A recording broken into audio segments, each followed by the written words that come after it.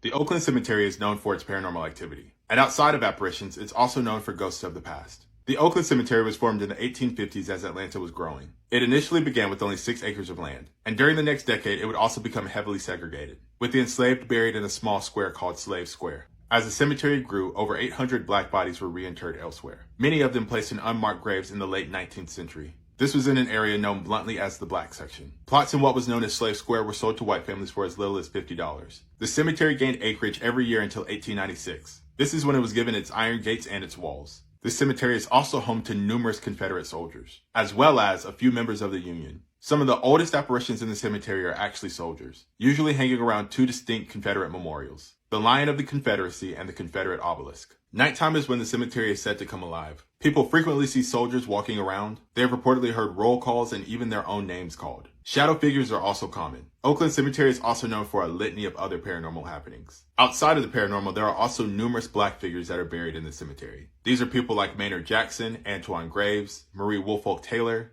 Frank Quarles, and several more. Simply put, the cemetery has a lot of stories to tell, some of them being told by reflecting on the past, and some of them through the paranormal.